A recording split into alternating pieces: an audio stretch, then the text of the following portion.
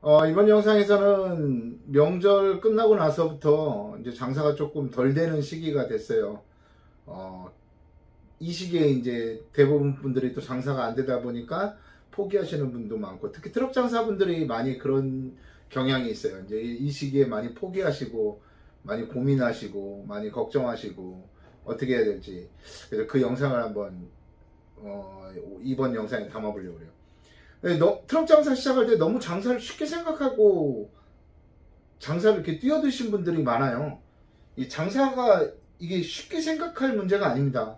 트럭 장사 대부분 하는 이유가 뭐 돈 적게 들고 그러니까 할 거 없고 그래서 트럭 장사 하시겠다고 그러는데, 그런 생각 가지고 시작하실 거면 빨리 때려치십시오. 생각 자체를 하지 마십시오. 뭐 트럭 장사 밖에 나가면 뭐 돈 벌 것 같다? 그냥 해서는 절대 못 봅니다. 정말 자기가 절실해야 되고, 자기가 이를 악물고 진짜 무언가 해야 되겠다는, 해내야 되겠다는, 해야겠다는 것도 아니에요. 해내야 된다는 그런 끈질김이 있어야 돼요. 이를 악물고 하는, 뼈를 깎는 그런 고통이 있어야 됩니다. 제가 사관학교 오시는 분들한테 그런 말을 해요. 장사치가 아니라 장사꾼이 되라고 얘기를 하거든요.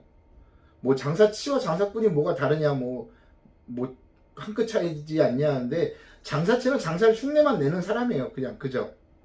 그리고 꾼이라는 거는 정말 그 부분에서 최고로 인정받을 수 있는 정말 달인이라고 할 수 있죠. 그런 사람을 꾼이라고 그래요. 저는 꾼이 되라고 얘기를 하거든요. 그래야 살아남을 수가 있어요.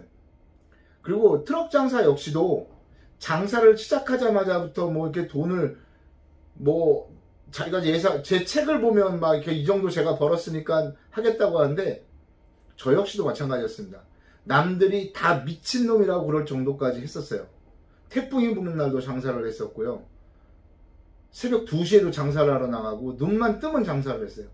그런 마음의 각오가 없으면 어떻게 하면 되겠지가 아니라 어떻게 해봤자 안 돼요. 특히 장사는 이 배워가는 경험과 그 더 나은 변화를 위한 그런 과정 속에서 내가 꾼이 되어가는 거거든요.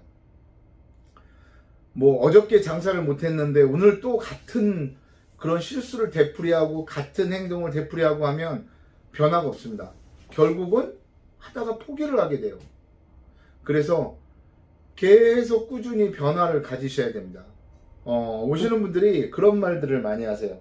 난 뭐 이렇게 해서 빚이 얼마고, 또 어떤 분들은 이거 좀 쉬어, 뭐 할 것도 없고 그냥 트럭 한 대로 할 수 있는 거 찾다가 왔습니다. 뭐 절실합니다 하고 오는데, 문제는 뭐냐면 자기가 갖고 싶은 게 있다면 그만한 희생을 해야 됩니다. 자기 자신도.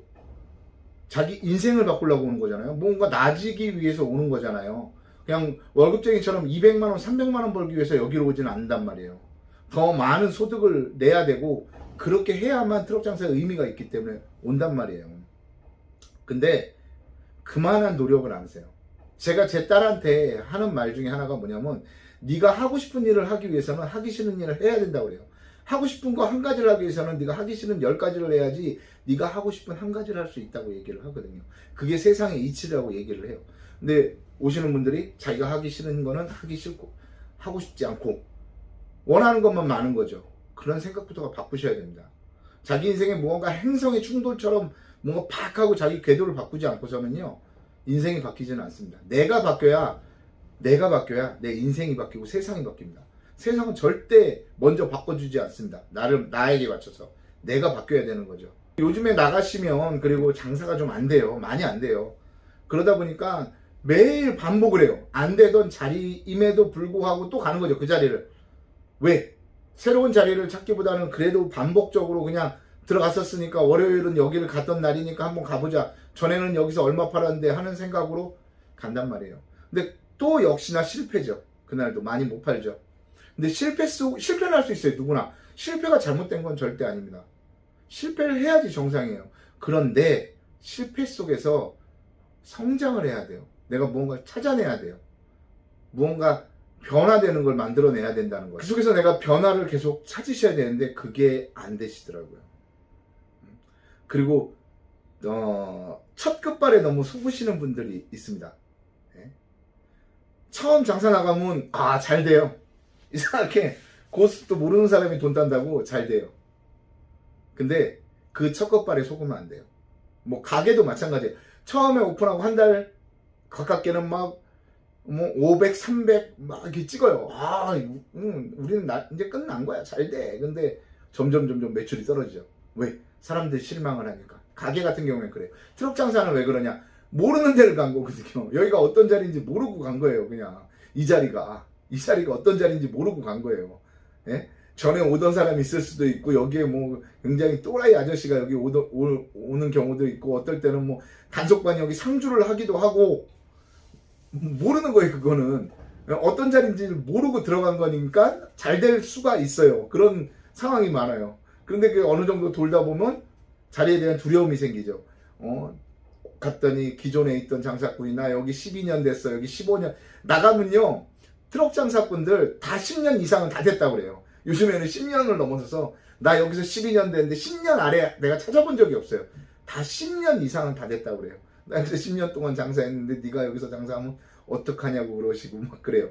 그러면 이제 또 이제 멘탈이 뭉개지는 거예요. 예? 첫 끝발에 속지 마십시오. 예? 처음은 누구나 잘 됩니다. 꾸준히 잘 되는 게 중요하죠. 그리고 이런 불경기에 살아남는 방법은요, 원인을 계속 찾아야 됩니다. 내가 뭐가 문제가 있나. 그래서 저희 팀들한테 늘 하는 말이 있어요. 저녁에 마무리를 한 다음에 일기를 써보라고 그래요. 일기를. 글쓰기 굉장히 중요하거든요. 일기를 써보고 내가 한 명상을 하는 시간을 한 30분 정도 가져보라고 그래요. 무엇이 잘못됐는지, 내가 어디가 부족했는지, 내가 그리고 오늘 수익이 덜 남았으면 내가 어디서 무엇이 문제가 돼서 수익이 이 정도 팔았는데 이거밖에 안 남았는지도 한번 고민을 해보고, 그리고 전략을 세우라고 합니다. 저희도 뭐 얘기를 하는데 전략을 세우라고 얘기를 해요. 그리고 전략을 세우고 그 다음에 철저히 준비를 해가라고 합니다. 그 전날 어디를 갈지, 어떻게 장사를 할지, 어떻게 이동을 할지, 어떤 식으로 손님을 응대할지, 내가 또 더 나은 모습, 여기 갔는데 어저께 팔고 갔어, 그래서 내 장사가 안 되는 게 아니라 내가 그렇다면 그보다 더 나은 게 무엇인지, 그래서 사람들이 내 물건을 더 쳐다볼 수 있게 만드는 게 무엇인지를 고민해야 되는 거죠. 그리고 제일 중요한 거, 장사 못하는 사람들의 특징이 뭐냐면요, 팔랑귀. 이 팔랑귀들은 장사 못합니다. 어디서 뭘 파니까 잘 된다더라. 그럼 그걸로 쪼르르 가요. 또 뭐 하니까 잘 된다더라. 그러니까 쪼르르 가요. 그러다 보니까 한 가지 품목을 파는 게 아니라 내 차에서 3가지, 4가지, 5가지. 어떤 사람은 저는 진짜 심지어 10가지 파는 사람도 봤어요. 만물상이에요, 진짜. 뭐 한약재를 다 팔아요. 예? 뭐 별의별 사람 다 봤어요, 저는. 예, 그렇게 되면 장사를 못합니다. 트럭 장사는요, 한 가지 팔 때가 제일 좋아요. 대부분 창고들이 한 가지만 팔게 하지는 않죠. 왜? 한 가지만 싣고 나가면 자기 수익률이 안 좋으니까. 그래서 2가지, 3가지를 싣게 만들어요. 그 중에 한 가지는 이제 미끼가 되는 거죠. 미끼 상품. 좀 싸게 줘가지고, 조금 질 떨어지는 걸 싸게 줘가지고 하는데, 자기네는 이걸로 수익이 안 나니까 2가지, 3가지를 막 싣게 해요. 어떤 데는 막 4가지도 싣게 하고, 이거 실어보면 잘 나간다 그래요.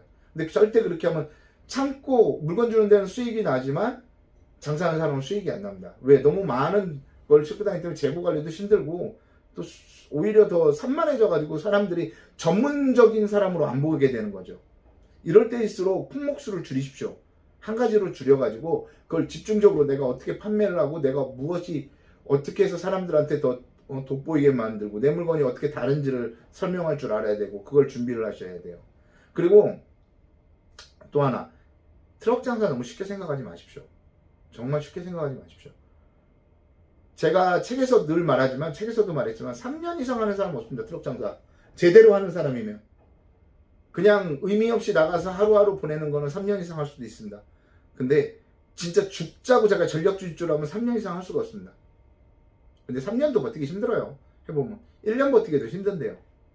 그리고 기왕 했다면 그냥 매일매일이, 요즘 같은 데 되게 힘들잖아요. 저는 어떻게 버텼냐면요, 매일매일이 오늘이 내 인생의 마지막 장사라고 생각하고 했어요. 오늘 아니면 끝이, 난 오늘만 하고 안 할 거라고 생각을 했어요. 그러니까 오히려 겁이 없어지고 그냥 무모한 것도 많이 해보고, 때로는 뭐 남들이 야 거기가 되겠어 하는 자리에 가서도 하고, 좀 그런, 어떻게 보면 남들이 보면 또라이라고 할 정도의 그런 정도로 했었죠. 그래가지고 딱 더도 말고 덜도 말고 2년이에요. 저 2년 트럭 장사 죽자고 한 거 2년 조금 더 했거든요. 2년만 열심히 하면요 인생이 바뀔 수 있는 디딤돌을 만들 수 있어요. 저도 물론 그때 죽으라고 빚만 있는 인생에서 2년 조금 넘게 죽으라고 했어요. 진짜 죽으라고. 남들이 미친놈이라고 할지언정 뭐 제 주변의 친구, 가족 모든 사람이 저한테 미친놈이라고 그랬어요. 진짜. 그래도 미친 척하고 했어요. 미쳤으니까요. 그래야 살아남을 수 있으니까. 누가 무슨 말을 하든 흔들리지도 않고. 그렇게 하셔야지 꾸준히 그 정도의 2년 정도의 꾸준히 하는 건 있어야 인생에서 무언가 대신에 그 꾸준히가 미치도록 꾸준히입니다. 그렇게 하셨을 때 정말 인생에서 뭔가 큰 변화가 올 거예요. 내 인생이 바뀐다니까요. 앞으로의 인생이 남은 인생 100세 시대라잖아요. 제가 그때 한참 트럭 장사할 때가 40대 초반이에요. 예? 지금 40대 후반인데 인생이 바뀌었잖아요. 그때 초반 때 그렇게 해가지고 여러분들도 힘들다고 포기하지 마시고 뭔가 자꾸 끊임없이 자기 스스로를 발전시킬 수 있게 하시기를 바랍니다.